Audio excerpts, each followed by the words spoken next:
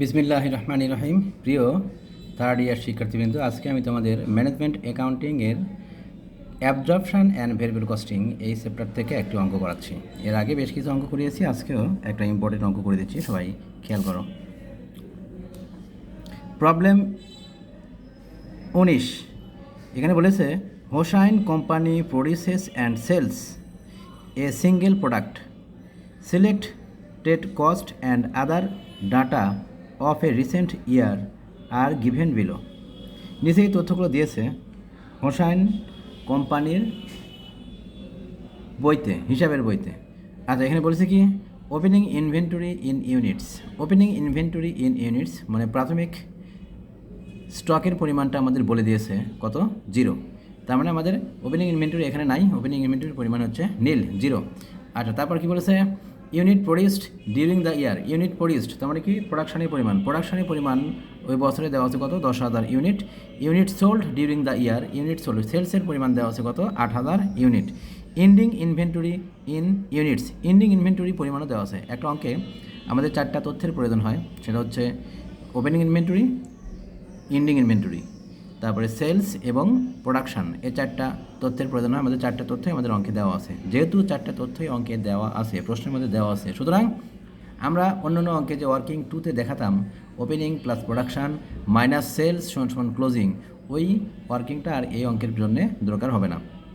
নিচে আরও তথ্য দেওয়া আছে কি সেলিং প্রাইস পার ইউনিট ক টাকা, 50 টাকা। সেলিং প্রাইস একক প্রতি বিক্রয় মূল্য দেওয়া আছে কত, 50 টাকা। সেলিং অ্যান্ড অ্যাডমিনিস্ট্রেটিভ কস্ট, এটা ভেরিয়েবল দেওয়া আছে কত, পার ইউনিট 5 টাকা। পার ইউনিট অ্যান্ড কোন ইউনিটকে আমরা গুণ করবো, এখানে বলে দিয়েছে সেলিং অ্যান্ড অ্যাডমিনিস্ট্রেটিভ। তার মানে সেলিং ইউনিট দেওয়া আছে এখানে 8,000। এই সেলিং ইউনিটকে, সেলস ইউনিটকে 8,000 ইউনিটকে আমরা গুণ করবো কত দিয়ে, 5 টাকা করে গুণ করবো। এই ভেরিয়েবল কস্ট পার ইউনিট বলে দিয়েছে 5 টাকা। এই 5 টাকা দিয়ে গুণ করলে আমরা পেয়ে যাবো কি selling and administrative cost, variable cost. আচ্ছা, এবার ফিক্সড কস্ট পার ইয়ার দেওয়া আছে কত, 70,000। এটা হচ্ছে সেলিং অ্যান্ড অ্যাডমিনিস্ট্রেটিভের ফিক্সড কস্টের পরিমাণ টোটাল দেওয়া আছে কত, 70,000। এবার ম্যানুফ্যাকচারিং কস্ট মানে প্রোডাকশন কস্ট, এটা কত দেওয়া আছে, ভেরিয়েবল কস্ট পার ইউনিট, প্রত্যেকটাই পার ইউনিটের কস্ট দেওয়া আছে। ডাইরেক্ট মেটেরিয়াল পার ইউনিট দেওয়া আছে 11 টাকা, ডাইরেক্ট লেবার 6 টাকা, ভেরিয়েবল ওভারহেড দেওয়া আছে 3 টাকা, আর ফিক্সড পার ইয়ার, তার মানে এটাই হচ্ছে আমাদের ফিক্সড ফ্যাক্টরি ওভারহেড পার ইয়ার কত দেওয়া আছে, 1 লাখ টাকা দিয়ে আমাদের নির্ণয় করতে বলছে। Assume that the company uses absorption costing. Company যদি অ্যাবজর্পশন কস্টিং ইউজ করে মানে ব্যবহার করে, তাহলে সেক্ষেত্রে compute the manufactured cost of 1 unit of product, মানে একটা ইউনিট তৈরি করতে কত খরচ পড়বে, মানে পার ইউনিট কস্টটা বের করতে হবে। এটা রিকোয়ারমেন্ট এতে বলেছে। বিতে বলেছে কি প্রিপার an income statement for the year. প্রিপার an income statement for the year, ওই বছরের ইনকাম স্টেটমেন্টও তৈরি করতে বলছে। কোন পদ্ধতিতে, অ্যাবজর্পশন কস্টিং পদ্ধতিতে। 2 নম্বরে বলছে assume that the company uses direct costing. যদি ডাইরেক্ট কস্টিং ব্যবহার করে তাহলে সেক্ষেত্রে ম্যানুফ্যাকচারিং কস্ট পার ইউনিট কত হবে সেটাও বের করো, 1 নম্বর রিকোয়ারমেন্ট। আর 2তে বলেছে প্রিপার অ্যান্ড ইনকাম স্টেটমেন্টও তৈরি করতে বলেছে। 3 নম্বর রিকোয়ারমেন্টে বলে দিয়েছিল রিকনসিলিয়েশন স্টেটমেন্ট। আচ্ছা, তার মানে আমাদের 3 নম্বর রিকোয়ারমেন্টে রিকনসিলিয়েশন স্টেটমেন্টটা তৈরি করতে বলেছে। এখন অঙ্কটা আমি সলিউশন করে সম্পূর্ণ দেখে দিচ্ছি, খেয়াল করো। প্রথমে আমরা যে কাজটা করব সেটা হচ্ছে ওয়ার্কিং করে নেব। ওয়ার্কিং 1, প্রবলেম 19 সলিউশন রিকোয়ারমেন্ট 1 অনার। এবার 1 নম্বর এর মধ্যে বলে দিয়েছে calculation of manufacturing cost per unit under absorption costing. Absorption costing মেথডটাই প্রথমে আমাদের নির্ণয় করতে বলেছে। তাহলে অ্যাবজর্পশন কস্টিং মেথডে কস্ট পার ইউনিট কত আসে, প্রোডাকশন কস্ট পার ইউনিট কত আসে, এটা আমরা এখন বের করে নিচ্ছি। অ্যাবজর্পশন কস্টিং টাকা, পার্টিকুলার্স এখানে direct material cost per unit এখানে তো আসবেই 11 টাকা, আর direct labour cost per unit 6 টাকা, variable factory overhead per unit 3 টাকা, আর fixed factory overhead per unit 1 লাখকে ভাগ করবো আমরা 10,000 দিয়ে। 1 লাখটা ছিল হচ্ছে আমাদের টোটাল ফিক্সড ফ্যাক্টরি ওভারহেড পার ইয়ারে। আর 10,000টা কি, 10,000টা হচ্ছে আমাদের নর্মাল ক্যাপাসিটি। এই অঙ্কে দেওয়া নাই, নর্মাল ক্যাপাসিটি দেওয়া না থাকলে আমরা প্রোডাকশান দিয়ে ভাগ করবো, আমরা এটা জানি। তারপরে প্রোডাকশানের পরিমাণ আমাদের অঙ্কে দেওয়া আছে 10,000 ইউনিট। এই 10,000 ইউনিট দিয়ে আমরা ভাগ করলাম, ভাগ করে পেয়ে গেলাম কত, 10 টাকা। এই সবগুলো যোগ করে পেয়ে গেলাম কত, 30 টাকা। এটা হচ্ছে আমাদের টোটাল কস্ট পার ইউনিট 30 টাকা। আচ্ছা, এখন অ্যাবজর্পশনের রেট পেয়েছি। এখন অ্যাবজর্পশন কস্টিংয়ের আমরা কী করবো, ইনকাম স্টেটমেন্টটা তৈরি করছি, সবাই খেয়াল করো। ইনকাম স্টেটমেন্ট আমরা হেডিং লিখবো রিকোয়ারমেন্ট 1 বি। আচ্ছা, তারপর কী বলছে, কোম্পানির নাম Hossain company, income statement under absorption costing. For the year ended, এখানে আমাদের বছর বা মাস কোনো সময় উল্লেখ করেনি, আমরা মাস বা বছর কোনো সময় দিলাম না। পার্টিকুলার্স, প্রথমে হলো পার্টিকুলার্স, তারপরে টাকার পরিমাণ আসবে দুইটা, টাকার কলাম আসবে দুইটা, টাকা টাকা। সেলস 8,000 ইউনিট সেলসের পরিমাণ দেওয়া আছে, আর প্রতি ইউনিটের বিক্রয় মূল্য কয় টাকা? 50 টাকা।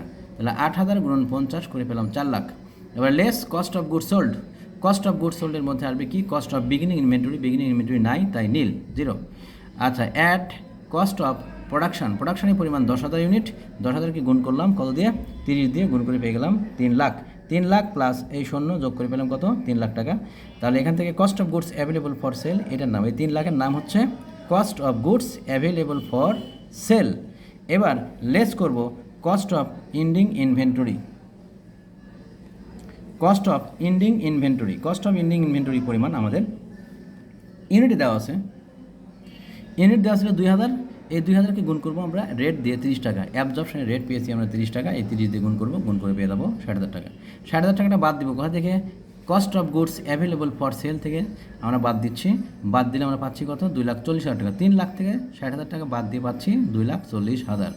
এই 2,40,000-এর নামই হচ্ছে cost of goods sold at standard, cost of goods sold at standard. এই cost of goods sold at স্ট্যান্ডার্ডটা বাদ দিব আমরা কোথা থেকে? সেলস থেকে। সেলস থেকে বাদ দিলে এটাই স্ট্যান্ডার্ড, এটাই অ্যাকচুয়াল, কারণ এই অঙ্কে আমাদের আন্ডার অ্যালোকেশন বা ওভার অ্যালোকেশন কিংবা আনফেভারেবল ফেভারেবল কোনো তথ্য দেওয়া নাই। যেহেতু দেওয়া নাই, তাই আমরা এটাকে আমরা বলবো cost of goods sold at standard and actual. এবার সেলস থেকে cost of goods sold and standard and actual বাদ দিব, বাদ দেওয়ার পর যেটা থাকবে 1,60,000, এর নাম হচ্ছে গ্রস প্রফিট। গ্রস প্রফিট পেলাম 1,60,000। গ্রস প্রফিট থেকে আমরা এখন কী করবো? অপারেটিং এক্সপেন্সেস বাদ দিব। অপারেটিং এক্সপেন্সেস কী কী ছিল? আমরা দেখতে পাচ্ছি এখানে operating expenses, variable selling and administrative expenses. এখানে বলে দিয়েছিল যে পার ইউনিট 5 টাকা, তাহলে পার ইউনিট যদি 5 টাকা হয় তাহলে টোটাল কত আসবে? 8,000 ইউনিট ছিল বিক্রয়ের পরিমাণ, তাহলে 8,000কে গুণ করবো 5 দিয়ে, 8,000 গুণন 5, 5 × 40,000। আচ্ছা, তারপরে আসবে কি? Fixed selling and administrative expenses, fixed selling and administrative expenses 70,000 টাকা। তাহলে 40,000 প্লাস 70,000 যোগ করে আমরা পেয়ে যাচ্ছি কত? 1,10,000। এই 1,10,000কে বাদ দিব কোথা থেকে? গ্রস প্রফিট থেকে। গ্রস প্রফিট ছিল 1,60,000 টাকা। 1,60,000 থেকে 1,10,000 বাদ দিয়ে আমরা পাচ্ছি 50,000, আর এটাকে বলবো আমরা নিট ইনকাম। তাহলে অ্যাবজর্পশন কস্টিং মেথডে আমরা নিট ইনকামের পরিমাণ পেলাম 50,000 টাকা। এখন আমরা রিকোয়ারমেন্ট 2-তে যাচ্ছি। রিকোয়ারমেন্ট 2-তে আমাদের বলেছিল যে ডাইরেক্ট কস্টিং মেথডে পার ইউনিট কস্ট কত এটাও নির্ণয় করো, আবার ইনকাম স্টেটমেন্টও নির্ণয় করো। আমরা প্রথমে পার ইউনিট কস্ট কত এটা বের করে নিচ্ছি ডাইরেক্ট কস্টিং মেথডে। Calculation of manufacturing cost per unit under direct costing, প্রথমে পার্টিকুলার তারপরে টাকা, ডাইরেক্ট কস্টিংয়ের টাকা। কী আসবে? Direct material cost per unit কত টাকা? 11 টাকা। আন্ডার তারপরে direct labour cost per unit 6 টাকা, আর variable factory overhead per unit 3 টাকা। এই শুধু ভেরিয়েবল কস্টগুলো এখানে নিয়ে আমরা যোগ করলাম, যোগ করে পেলাম কত? টোটাল কস্ট পার ইউনিট 20 টাকা। এখন আমরা ইনকাম স্টেটমেন্টে যাচ্ছি। ইনকাম স্টেটমেন্ট রিকোয়ারমেন্ট 2 এর আবার B.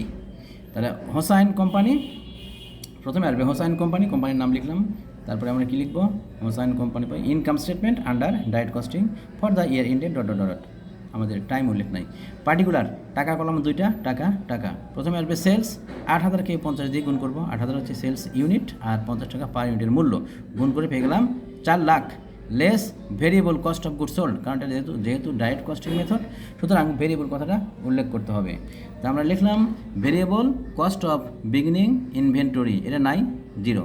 R variable cost of production, variable cost of production ছিল 10,000 ইউনিট, আর ডাইরেক্ট কস্টিংয়ের রেট হচ্ছে 20 টাকা, গুণ করলাম, গুণ করে পেয়ে গেলাম 2 লাখ টাকা। এবার variable cost of goods available for sale, এইটা যোগ করে পেলাম যেটা, সেটার নাম হচ্ছে variable cost of goods available for sale, 2 lakh টাকা। এবার লেস করবো variable cost of ending inventory. Ending inventory পরিমাণ কত ছিল? 2,000, আর রেট 20 টাকা, গুণ করে পেলাম 40,000 টাকা। 2 লাখ থেকে 40,000 বাদ দিয়ে আমরা পাচ্ছি 1,60,000 টাকা। এই যে 1,60,000 টাকা পেলাম, এই 1,60,000 টাকার নামই হচ্ছে, এই 1,60,000 টাকার নাম হচ্ছে variable cost of good sold at standard and actual. এটাই স্ট্যান্ডার্ড, এটাই অ্যাকচুয়াল, কারণ এখানে আমাদের ফেভারেবল বা আনফেভারেবল ভেরিয়েন্সের কোনো অ্যামাউন্ট দেওয়া নাই। আমরা এখন কি করব? এখান থেকে বাদ দিব সেলস থেকে। সেলস কত? 4 লাখ। 4 লাখ থেকে বাদ দিচ্ছি আমরা variable cost of good sold at standard and actual 1,60,000, এটা বাদ দিলে আসে কত? 2,40,000। এর নাম হচ্ছে গ্রস কন্ট্রিবিউশন মার্জিন। তাহলে গ্রস কন্ট্রিবিউশন মার্জিনের পরিমাণ পেলাম আমরা 2,40,000। এই 2,40,000 থেকে আমরা বাদ দিব variable selling and administrative expense. এখানে আমাকে বলে দিয়েছে variable selling and administrative expenses sales ইউনিটের পার ইউনিটের সেলিং প্রাইস পার ইউনিটের 5 টাকা ধরতে হবে। এখানে বলে দিয়েছে যে সেলিং প্রাইস পার ইউনিট যা দেওয়া থাকবে তার প্রতি ইউনিটের জন্য variable selling and administrative expense হবে কয় টাকা? 5 টাকা করে। তাহলে আমরা সেলসের পরিমাণ ছিল 8,000, এটাকে আমরা 5 দিয়ে গুণ করলাম, করে পেয়ে গেলাম কত? 540,000 টাকা। এটা হচ্ছে আমাদের variable selling and administrative expenses. এই 40,000 বাদ দিলে আসে 2,40,000 থেকে 40,000 বাদ দিয়ে আমরা পাচ্ছি 2 লাখ টাকা। এই 2 লাখ টাকার নাম কি? Net contribution margin. এটা ছিল গ্রস কন্ট্রিবিউশন মার্জিন, আর এখান থেকে আমরা এটা বাদ দিয়ে পাচ্ছি কত? Net contribution margin. এবার নিট কন্ট্রিবিউশন মার্জিন থেকে আমরা বাদ দিব ফিক্সড কস্ট। ফিক্সড কস্ট এখানে ছিল 2টা, fixed selling and administrative expenses 70,000, আর ফিক্সড ফ্যাক্টরি ওভারহেড ছিল কত? 1 লাখ। এই দুইটা যোগ করে 1,70,000 টাকা আসলো। 2 লাখ থেকে 1,70,000 বাদ দিয়ে পাচ্ছি আমরা 30,000 টাকা। এটাকে বলবো NEET income under direct costing.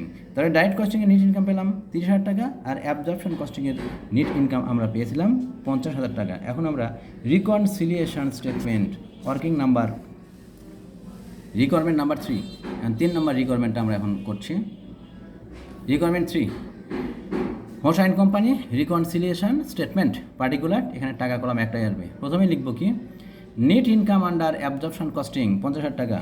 তারপর এখান থেকে বাদ দেবো কি? Net income under direct costing. তাহলে 50 থেকে 30,000 টাকা বাদ দিলে আসবে কত? 50,000 টাকা থেকে 30,000 টাকা বাদ দিলে আসবে 20,000 টাকা। এটাকে বলবো ডিফারেন্স ইন নেট ইনকাম। তাহলে ডিফারেন্স ইন নেট ইনকামের পরিমাণ পেলাম 20,000। এখন আমরা দেখব ডিফারেন্স টু বি এক্সপ্লেইন। আমরা এখন এটাকে এক্সপ্লেইন করছি। ডিফারেন্স ইন ইনভেন্টরি, এন্ডিং থেকে বিগিনিং বাদ দিব। তাহলে এন্ডিং আর বিগিনিং দুটোর পার্থক্য আমরা এটা এখন নির্ণয় করছি। আন্ডার অ্যাবজর্পশন কস্টিংয়ে ইউনিট ছিল বিগিনিং এন্ডিং কত? 2,000, আর বিগিনিং ইউনিট ছিল 0। আমরা এটাকে গুণ করবো কত দিয়ে? অ্যাবজর্পশন কস্টিংয়ের রেট দিয়ে 30 দিয়ে গুণ করলাম, করে পেলাম কত? 60,000 টাকা। আর আন্ডার ডাইরেক্ট কস্টিংয়ের পার্থক্য আমরা পেলাম কত? 40,000 টাকা। এই 60 থেকে 40 বাদ দিয়ে এখানে পেলাম কত? 20। এই 20 আর 20 মিলে গেছে যেহেতু, তাহলে আমাদের অঙ্ক ঠিক আছে। ডিফারেন্স এক্সপ্লেইনড, এই অ্যামাউন্টটার নাম হচ্ছে ডিফারেন্স এক্সপ্লেইনড। আমরা এখানে বলে দিলাম কি? Difference explained. তার মানে আমাদের ডিফারেন্স ইন নেট ইনকাম আর ডিফারেন্স ইন ইনভেন্টরি এই দুটো অ্যামাউন্ট যেহেতু মিলে গেছে, সুতরাং আমাদের অঙ্ক মানে নেট ইনকাম নির্ণয়টা ঠিক আছে। আজকে এ পর্যন্তই। সবাই ভালো থাকো। আল্লাহ হাফেজ।